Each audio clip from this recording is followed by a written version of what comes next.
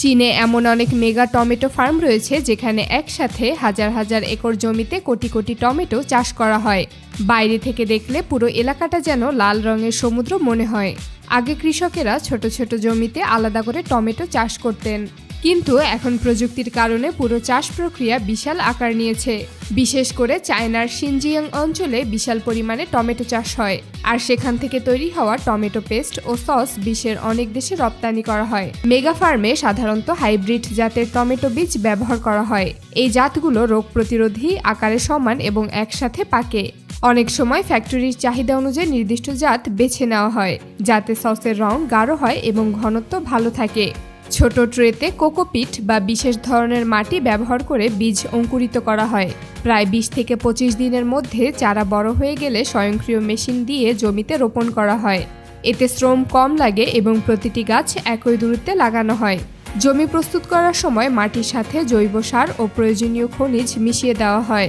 প্রতিটি গাছের গোড়ায় পাতলা পাইপ বসানো থাকে, যেখান থেকে নির্দিষ্ট সময় নির্দিষ্ট পরিমাণ পানি দেওয়া হয়। এই পানির সাথেই তরল সার মিশিয়ে দেওয়া হয়, ফলে গাছ ঠিকমতো পুষ্টি পায়। গাছ বড় হওয়ার সময় নিয়মিত পাতা, ডাল ছাঁটাই করা হয়, যাতে গাছের শক্তি ফল ধরায় বেশি যায়। বড় ফার্মে ড্রোন উড়িয়ে পুরো ক্ষেতের ছবি নেওয়া হয়। কোথাও গাছ হলুদ হয়ে গেলে বা সমস্যা দেখা দিলে দ্রুত ব্যবস্থা নেওয়া হয়। যখন টমেটো পুরো লাল ও পাকা হয়, তখন বিশেষ হারভেস্টিং মেশিন দিয়ে একসাথে হাজার হাজার টমেটো তুলে নেওয়া হয়। এই মেশিন গাছ কেটে ফল আলাদা করে এবং ট্রাকে তোলে। তারপর এই ট্রাক চলে যায় ফ্যাক্টরিতে।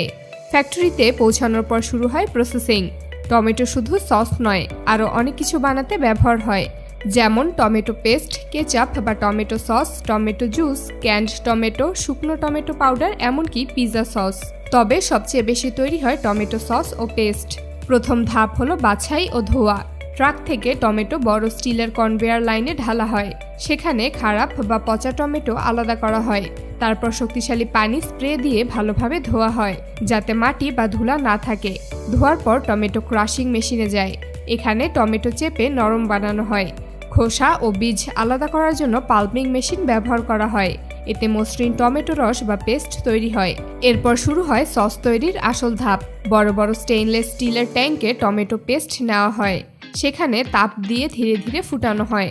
ফুটানোর সময় পানি বাষ্প হয়ে উড়ে যায়, ফলে পেস্ট ঘন হতে থাকে। এই পর্যায়ে চিনি, লবণ, ভিনেগার এবং নির্দিষ্ট মশলা যোগ করা হয়। প্রতিটি কোম্পানির নিজস্ব রেসিপি থাকে, তাই স্বাদ একটু আলাদা হয়। তাপমাত্রা খুব নিয়ন্ত্রিত থাকে, যাতে সস পুড়ে না যায়। বড় কারখানায় ভ্যাকুয়াম চুলা ব্যবহার করা হয়। এতে কম তাপমাত্রায় পানি বের করে আনা যায়, ফলে রং ও স্বাদ ভালো থাকে। যখন সস ঠিকমতো ঘন হয়, তখন সেটি হোমোজেনাইজার মেশিনে পাঠানো হয়। এতে সস আরও মসৃণ হয়। তারপর আসে পাস্তুরাইজেশন, অর্থাৎ নির্দিষ্ট তাপমাত্রায় আবার গরম করা হয়, যাতে ক্ষতিকর জীবাণু ধ্বংস হয়। এতে সস দীর্ঘদিন সংরক্ষণ করা যায়। সবশেষে প্যাকেজিং। গরম অবস্থাতেই সস স্বয়ংক্রিয় লাইনে বোতল বা জারে ভরা হয়। তারপর সঙ্গে সঙ্গে ঢাকনা লাগিয়ে সিল করা হয়। প্রতিটি বোতলে উৎপাদনের তারিখ ও ব্যাচ নাম্বার ছাপানো হয়। প্যাকেটজাত সস এরপর ঠান্ডা করে কার্টনে ভরা হয়। তারপর গুদামে সংরক্ষণ করা হয় বা সরাসরি বাজারে পাঠানো হয়।